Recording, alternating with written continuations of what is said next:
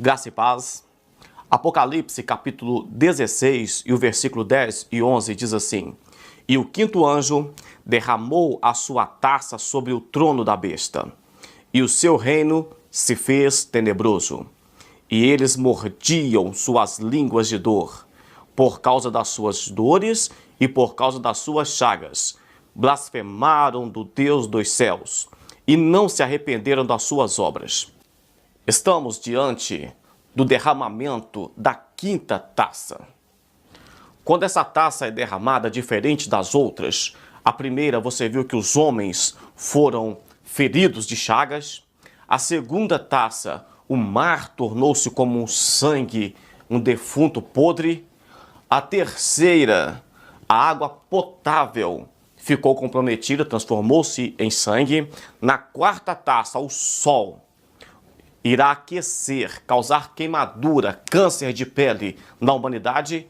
E agora, na quinta taça, ela é derramada no trono da besta, no trono do anticristo. É interessante relacionar essa taça com o livro de Êxodo, capítulo 10 e o versículo 23. Naquela ocasião, eles ficaram 3 dias, os egípcios, sem ver a luz, sem poder se locomover por causa da escuridão. Agora, na quinta taça, o reino do anticristo também ficará assim. O texto que lemos diz que a taça foi derramada no trono da besta. E existem muitas interpretações sobre o trono da besta. Alguém vai dizer que o trono da besta é a Babilônia. Outros vão dizer que o trono da besta é em Jerusalém. E alguns vão dizer que é em Roma. Mas nós sabemos que Babilônia trata-se de uma cidade política e econômica.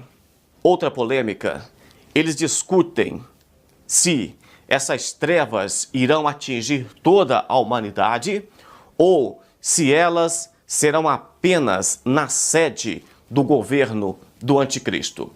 Alguns defendem que só ficará escuro a sede do governo do anticristo, mas nós não temos certeza disso.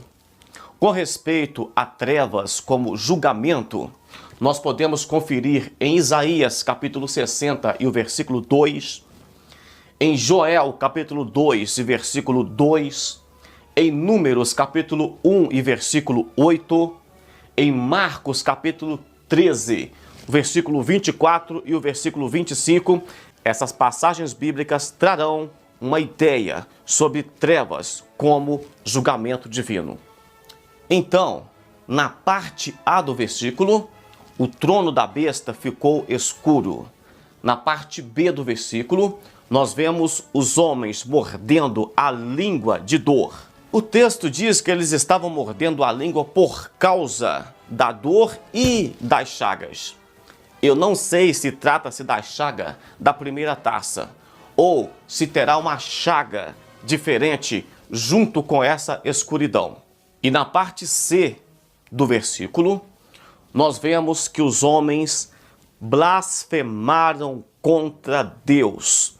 Mas o texto diz o Deus dos céus. Quando fala o Deus dos céus, isso nos leva lá em Daniel capítulo 2 e o versículo 44 e 45, quando fala que o Deus dos céus suscitará um reino.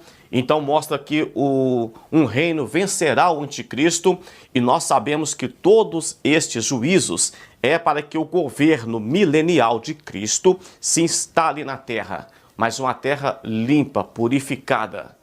Devemos levar em consideração que se os homens naquela época estarão blasfemando contra o Deus dos céus, é porque eles creem em Deus. Na última taça, a quarta taça que nós falamos da última aula, eu disse que eles sabiam que quem estava causando o juízo era Deus. Mesmo assim, eles não se converteram.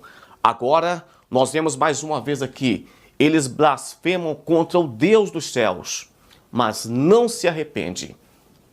Isso significa que só o fato de crer em Deus não dá segurança de salvação para ninguém. Se esses homens não forem alcançados pela graça de Deus, eles não serão alcançados de forma alguma. Eles vão endurecer o coração ainda mais com esses juízos. E o fato da Bíblia dizer que eles não se arrependeram, blasfemaram contra Deus, infere-se que se a humanidade mudarem de ideia, o que nós não esperamos é que Deus também arrepende do mal que disse que faria. É bíblico. O próprio Deus disse que quando ele dissesse que faria algo de ruim e as pessoas se convertessem do seu mau caminho e se arrependessem, ele também se arrependeria do mal que disse que faria. Para finalizarmos, é importante saber que quem estará aqui nessa época é só pessoas que não se converteram, que blasfemadores, pessoas más, pessoas do coração duro, de dura cerviz. Os salvos já estarão com Cristo há muito tempo.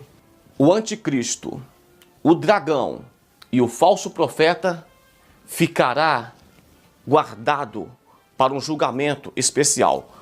Se ele sofre a consequência das taças e morre, então não terá sentido continuar mais. Por exemplo, essa escuridão é uma escuridão para deixar o anticristo impotente diante do Deus dos céus, porque ele não conseguirá resolver os problemas que virão sobre a terra. Ele tentará, ele será o governo, ele será aquele que faz pacto, que faz aliança, que resolve o problema, mas agora ele terá problemas que não conseguirão resolver.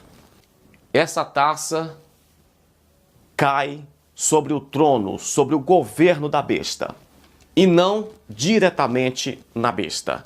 A besta vai ficar guardada para o final. Deus abençoe sua vida, um forte abraço, até o próximo vídeo.